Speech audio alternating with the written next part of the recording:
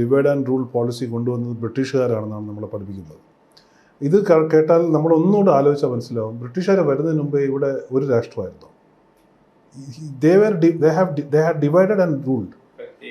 780 something kingdoms ആണ് അവർ വരുന്നതിന് മുമ്പ്. അവരാണ് ഇതിനെ യൂണിഫൈ ചെയ്തത് ഒരു പൊളിറ്റിക്കൽ എൻറ്റിറ്റി ആയിട്ട്. അപ്പോൾ ഇതിനകത്ത് നമ്മളൊരു കൾച്ചറൽ ഒരു യൂണിഡയമെൻഷണൽ കൾച്ചറോ ഒരു യൂണിഫൈഡ് കൾച്ചറോ ഇന്ത്യക്ക് പറയാൻ പറ്റില്ല. അപ്പോൾ ഇങ്ങനെ ഒരു കൾച്ചറൽ ഫാബ്രിക്കിലുള്ളൊരു രാജ്യത്തിന് ഒരു സാധനത്തിൻ്റെ പേരിൽ യൂണിഫൈ ചെയ്യാൻ നോക്കുന്നത് വലിയ സ്പ്ലിറ്റ്സ് ഉണ്ടാക്കാൻ സാധ്യതയുണ്ട്.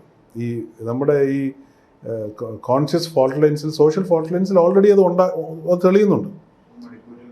എല്ലായിടത്തും അത് തെളിഞ്ഞു വരുന്നുണ്ട്. അപ്പോൾ അങ്ങനെ ഒരു ഒറ്റ സാധനത്തിൻ്റെ ഒരു ഐഡൻറ്റിറ്റി, യൂണിഫോം ഐഡൻറ്റിറ്റി എന്ന് പറയുന്ന സാധനം കൊടുക്കാൻ നോക്കിയാൽ ഇന്ത്യയെ പോലൊരു നേഷൻ ഒരു സിവിൽ അൺട്രസ്റ്റിലോട്ട്, I won't use the word civil war for എന്താണ് പോസിറ്റിവിറ്റി റീസൺസ്, ബട്ട് അതിൻ്റെ ചാൻസസ് ഉണ്ട്.